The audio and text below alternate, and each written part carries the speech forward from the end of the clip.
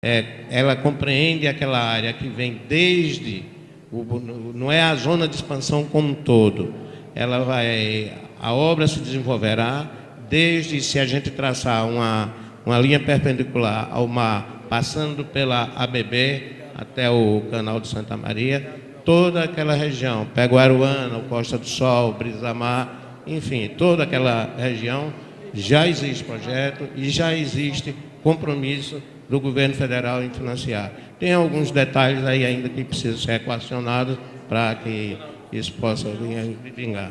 Bom, em poucas palavras, eu acho que, se não dei conta do recado, mas dei a notícia. E depois me ponho à disposição de todos.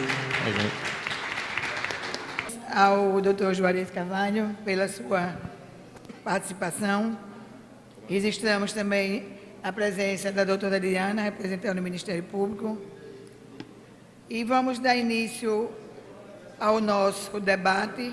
Já existem aqui algumas pessoas inscritas. Chamamos inicialmente Josailton.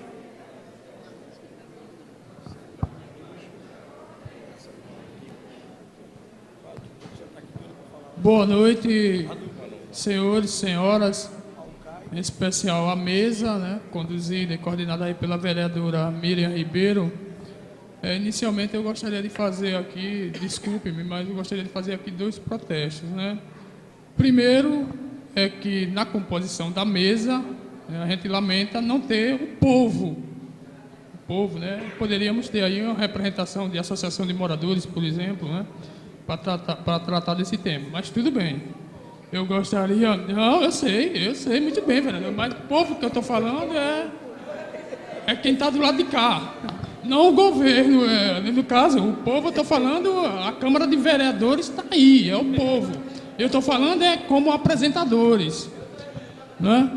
Segundo, o protesto aí é uma situação mais grave, né, mais delicada, né? Eu gostaria de registrar aqui, a imprensa já está anunciando, né, as ameaças à integridade física e à vida, né, dos dirigentes da Sociedade Jabotiana Viva. A Sociedade Jabotiana Viva é uma entidade que atua na área do meio ambiente, da educação e da saúde, inclusive com boas parcerias com as escolas estaduais, municipais e postos de saúde lá da Jabotiana, né? A gente gostaria de lamentar. E a gente gostaria, é inconcebível que em pleno século XXI a gente ainda receba essas ameaças, né? A Sociedade Jabotiana Viva vem atuando, seus dirigentes vêm publicando artigos, divulgação nos jornais, principais jornais aqui do estado de Sergipe, tem tendo um grande amparo e apoio do próprio Ministério Público. Recentemente o Ministério Público esteve visitando lá a Jabotiana, onde foi fazer um levantamento, né, dos ataques ao meio ambiente, especialmente, né, aterramento de lagoas, ataques ao rio Puxim, né, a desenfreada especulação imobiliária, né, construção imobiliária.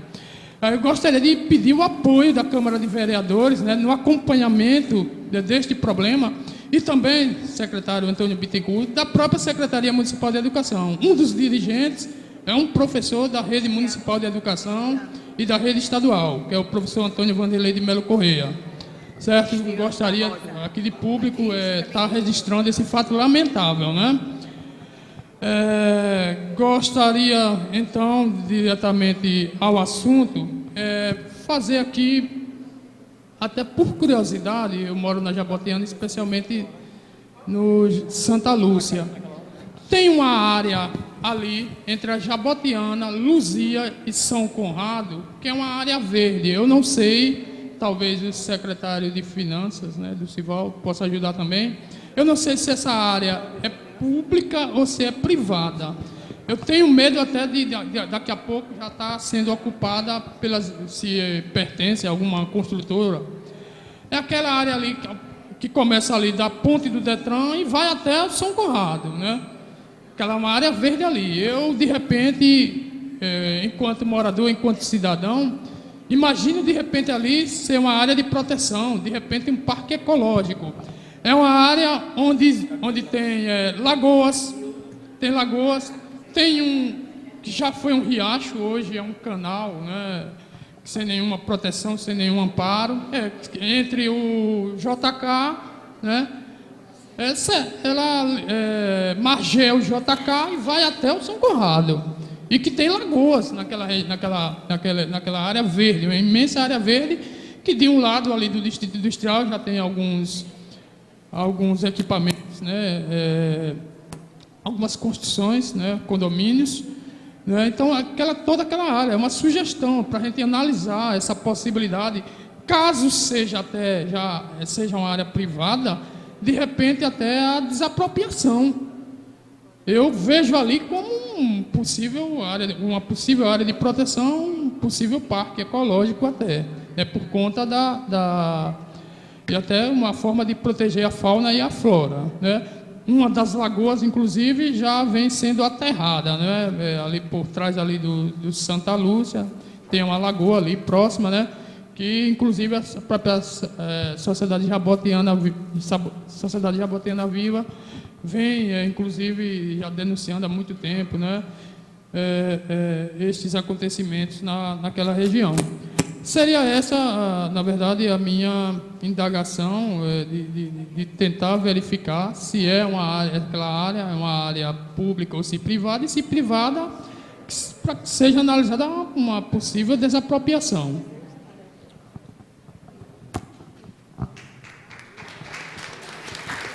Ouvindo as secretarias que estavam aqui, os representantes do Poder Executivo, e pensando naqueles que não estavam também, como a Secretaria de Esporte, com a Secretaria nova no município, nós temos até alguns rascunhos para apresentar oportunamente sobre a questão da presença do poder público na cidade como um todo. E eu, quando Bittencourt falava sobre a questão das escolas espalhadas na cidade, nós pensávamos também sobre os outros equipamentos. Bosco falou já sobre os CRAs, que é uma coisa nova, mas que, talvez por ser nova, não tem essa capilaridade que tem a rede de educação, e na área de esporte e lazer, muito menos, até porque também Aracaju não tinha uma Secretaria de Esporte e Lazer. E já com relação à ISURB, tem esses problemas que Mara colocou muito bem aí, com relação, por exemplo, a cemitério, enfim, a uma série de equipamentos, a presença de mercados, de feiras livres, que a cidade concentra em algumas regiões, em algumas áreas, e outras não tem. Em momentos anteriores, nas audiências anteriores aqui, nós falávamos sobre um eixo que a cidade tende a crescer, a urbanizar, a melhorar, que é do centro para a região sul. E do centro para a região norte, a tendência é ter muita ausência do poder público. E eu acho que o plano diretor, a Câmara de Vereadores, nessa revisão, tem esse papel de poder notar isso e justamente tentar colocar a presença do poder público, a presença da prefeitura nesses locais, justamente onde tem mais carência. E outra colocação interessante do Poder Executivo, e não foi só hoje, não foi só o Bittencourt também, é com relação à falta de terrenos, à falta de áreas, que, de fato, a gente, assim, como cidadão, a gente percebe que os terrenos existem, ou público ou privado, mas existem. Talvez não sejam nas áreas onde deveriam, onde se necessita. E talvez elas encareçam muito as obras. E aí seja talvez esse grande problema que aí o Poder Executivo sempre alega, como eu disse, não foi só esse caso de hoje, sempre alega que não tem áreas para construir, não tem áreas para habitação de interesse social, não tem áreas para área de lazer. Na área de esporte, por exemplo, a gente percebe que a cidade de Aracaju tem perdido muito suas praças, seus campos de futebol, seus campos de pelada, que eram, antigamente, na minha infância, quem jogava futebol era moleque, era malandro. Hoje você procura uma área de lazer, pelo menos um campo de pelada, um campo de futebol na periferia, não acha mais, porque tradicionalmente os campos eram construídos em terrenos particulares, e hoje a expansão imobiliária tem feito com que esses campos sejam tirados para colocar conjuntos, condomínios, e aí quem perde é a população mais pobre. Outra coisa interessante que a gente observa é que o Poder Executivo prefere construir uma praça, e até porque a gente acha que a ideia da praça é que ela atenda mais pessoas, mais faixas etárias, mais segmentos, do que um campo de futebol que atenda basicamente aquela atividade de futebol. Mas essa visão também é um pouco equivocada. Está comprovado, cidades do interior, mesmo aqui na região metropolitana, ou mais distantes, no sertão, que tem uma quantidade maior de áreas de lazer, sobretudo de campos de futebol, ela consegue agregar, consegue trazer mais da juventude, mesmo as pessoas mais velhas para essas áreas, e isso evita uma série de outros problemas que a gente já sabe que existe, sobretudo com relação a drogas, ao alcoolismo, à violência, e essa visão precisa ter o município na hora de espacializar mais esses equipamentos públicos. Então, aquela ideia que a gente já discutiu aqui anteriormente, de que a discussão do plano diretor tem que ser transversal, tem que ser uma discussão que envolva todas as áreas do poder público, no sentido de que você põe um equipamento de numa área da cidade, não põe em outra, ou que você ponha um tipo de equipamento numa área, mas esquece de colocar alguns outros que são também importantes. Essa discussão acho que vai ser muito importante para poder balizar essa reforma do plano diretor. Obrigado. Isaldo, também do Fórum Defesa da Grande Aracaju. Boa noite a todos e todas, amigos e amigas de Aracaju, a mesa, saudar a mesa, né? Hoje, sexta-feira, todo mundo aqui ainda, né? Mas eu acho que isso é importante, né? Porque a cidade é que reclama por essas participações, e é tão poucos exemplos de participação que tem em Aracaju que é necessário a gente pegar essas oportunidades e agarrar, né? Com unhas e dentes. Eu andei escutando ali, vendo as apresentações da educação, da Insurb e também da assistência social. Pena que Bosco já saiu, mas a gente vê com preocupação, por exemplo, a questão na educação mesmo. Foi colocado aqui para o secretário uma série de atividades, de programas que estão aí sendo previstos pela prefeitura. Agora tem um que eu não vi em momento nenhum ser tocado aqui e que afeta hoje, acho que cerca de 70% da população das comunidades de Aracaju, que é a questão da droga. Como que a gente vai ter uma política pública municipal de atendimento às necessidades dessa demanda tão grande e tão gritante que está aí na cidade? O crack hoje ganha para qualquer política pública. E a gente não, aliás, se é que elas existem, e a gente não vê como é que as autoridades estão trabalhando essa questão. Eu moro junto de uma ocupação, de uma favela, que o tráfico trabalha dioturnamente, criança de 12, 13 anos vendendo droga, certo? As famílias sendo refém do tráfico. A gente não vê como é que a política pública e a educação e a assistência social está lidando com isso. Qual é a proposta, então, do município de Aracaju, das autoridades, para realmente estar enfrentando esse grave problema? A gente vê todos os dias são jovens, adolescentes, sendo presas, subindo para a penitenciária, que agora o traficante, o adulto, está entregando a venda para os adolescentes, e a gente não vê política nenhuma para atender essa demanda. Quer dizer, eu acho que é preciso encarar isso de frente. Nós estamos perdendo, as famílias estão perdendo seus filhos para a bandidagem, para os traficantes. É um drama que a gente vive hoje na cidade, acho que não só Aracaju, mas é uma questão hoje nacional, e que precisa a gente ter política para isso. Senão nós vamos ver toda a adolescência nossa ser perdida. Toda. Jovem de 15 até 19 anos, está tudo aí na marginalidade hoje. E eu acho que tem que ter política para isso. A educação também tem que incluir essa demanda. Como é que vai lidar com isso? A questão social não é só uma casa aberta lá, que o pessoal leva lá e passa um dia, dois, depois volta tudo para casa e retoma tudo de novo. Tem que ter uma assistência continuada. Não dá para ser só remediar. Tem que ser uma política continuada. Outra questão sobre os mercados. Eu moro na Farolândia e tem o famoso mercado Augusto Franco, que foi mostrado aqui. A secretária falou que vai ser um modelo diferenciado, né, para aquele mercado. e que ele venha também diferenciado, inclusive acompanhando aquela portaria do Ministério da Agricultura, que diz que carne e produtos, né, tem que ser resfriado, não dá para estar aquela carne exposta lá o tempo todo numa mesa, ou ninguém sabe como aquilo. O pessoal corta em cima daqueles pedaços de madeira, fica ali exposto a vida toda ao sol, ao vento, à mosca, à barata, ao rato, a tudo. Quer dizer, e não tem, eu não vejo assim, pelo menos que eu note, uma fiscalização consistente para combater aquilo. Outra coisa é que o próprio feirante, ele joga toda a sobra de material, de peixe, de galinha, de tudo, lá no chão. Quer dizer, fica uma coisa tão feia, tão ruim. Acho que aquilo pega mal para a imagem da cidade. A gente viaja pelo Brasil, não vê isso em feira nenhuma, só vê aqui em Aracaju.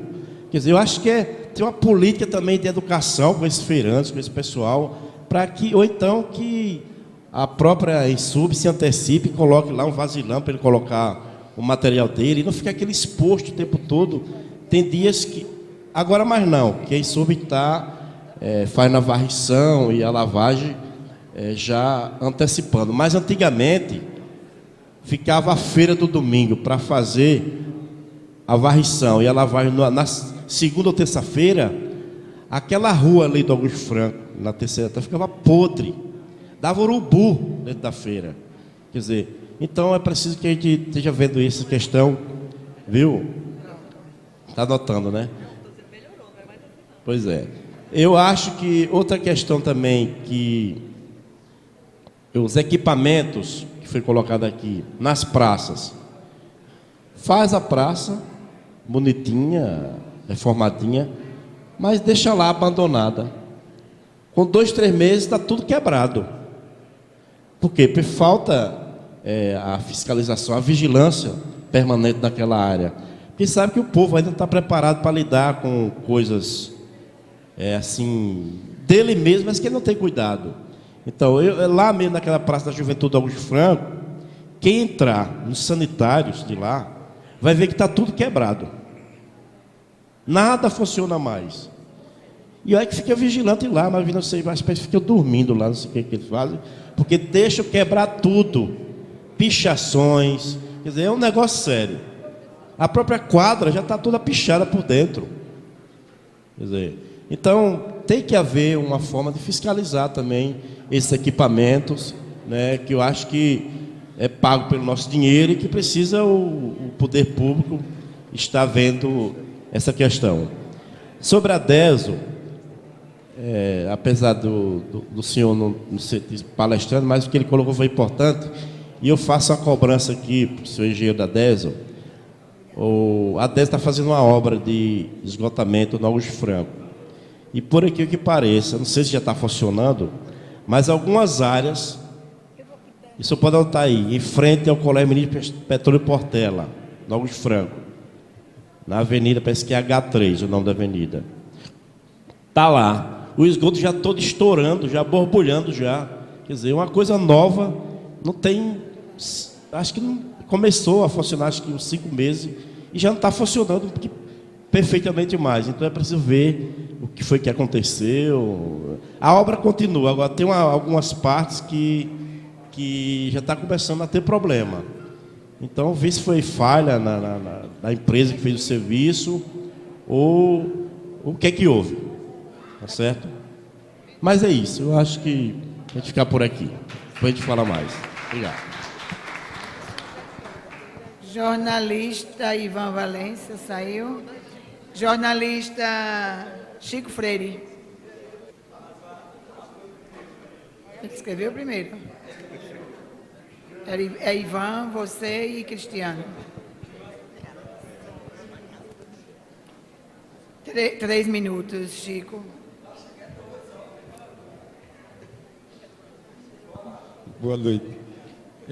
Brincando, mas eu quero parabenizar a vereadora Miriam, que a partir de segunda-feira é a líder do PSD na Câmara de Vereadores. Quem sabe 2013 tem a companhia da nossa, né, ali de verde, tá? Cheia de esperança. Deixa para lá. Bem, eu até esqueci, tá vendo? Esqueci até o papel.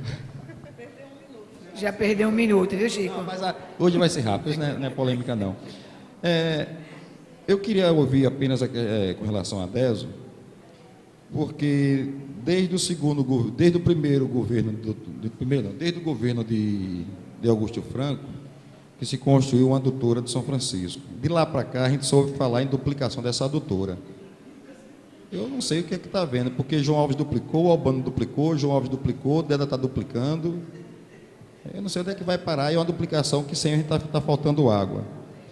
A preocupação também que com relação à barragem do Puxim, né, que já era para começar a ser armazenado água, está vindo o verão aí, e eu espero que a gente não tenha mais um ano desculpa de que a adutora não foi concluída e que as obras estão em andamento. Porque o que a gente ouve muito é, tanto com relação ao governo estadual como com relação ao governo municipal, existe muito projeto. Nós temos um projeto para ali. Eu citei uma vez aqui, vou citar, aproveitar a nossa presidente da ISURB aqui. Eu lembro que Deda foi prefeito de Aracaju e no primeiro ano do governo Deda teve um projeto para a iluminação da Avenida Heráclito Hollenberg, que vai do Orlando Dantas até ali para a entrada para o aeroporto. Mas até hoje tem um projeto. Executado não foi. Mas se perguntar, nós temos um projeto para ali. Agora deve ter o projeto que está ligando, vai passar pela Canal 3 ali, né?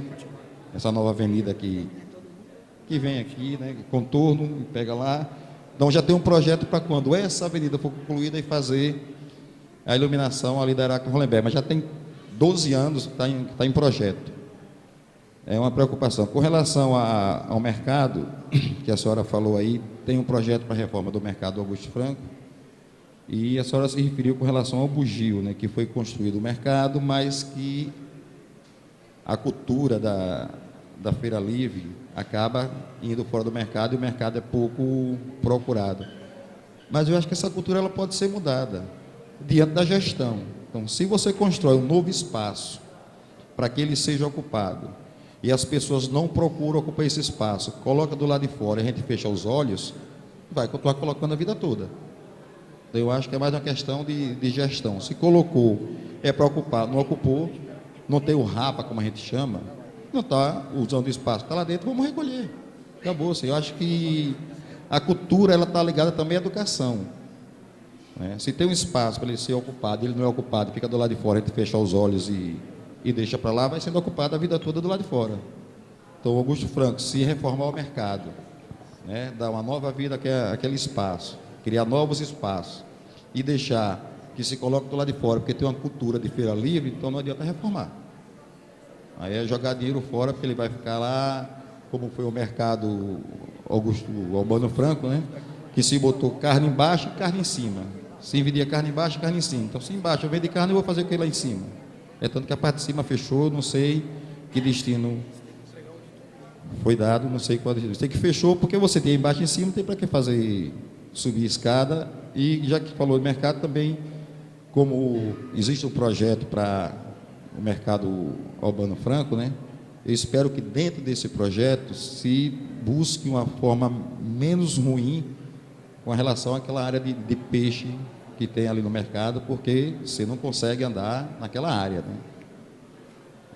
Somente mulheres que gostam de sandália baixa não podem entrar naquela área, tem que ir de bota. Eu espero que tenha um projeto para que o mercado não só atenda a necessidade, como ele também seja atrativo, como a gente vê em outros estados.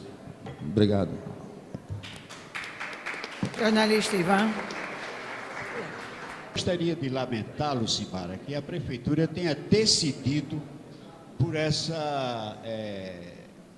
vai ser uma esculhambação acabar as bancas de revista. Sim, você falou aí que as bancas de revista vão desaparecer. E a cultura onde fica? O município já não faz nada pela cultura, certo? E ainda vai acabar as bancas de revista. É o fim da picada, vamos e convenhamos. O Deso aqui também não falou. Há um problema muito sério. Acho que muita gente aqui já sentiu isso, de roubarem os equipamentos do Deso que ficam nas frentes das casas. E não leva só os hidrômetros, não. Na própria Energip levam até os quadros de energia. Não houve nenhuma providência com relação a isso aqui, certo? Eu fico impressionado que São assuntos pequenos, mas que poderiam ser resolvidos. Ok, obrigado. Jornalista Cristiano Batista. O público presente, em nome do presidente da Federação Estadual das Entidades Comunitárias de Sergipe, o líder comunitário Manuel Barros, e saudar a mesa em nome que me sinto representado, né, na mesa, através do vereador Juvencio Oliveira. A minha pergunta, eu vou contar um fato para fazer a minha pergunta. Até outubro do ano passado, eu moro no centro, na rua Simão Dias, lá mora 4 pessoas. Até outubro, a minha conta de água vinha R$60. Na virada, trocaram lá o negócio e veio 200. E eu corro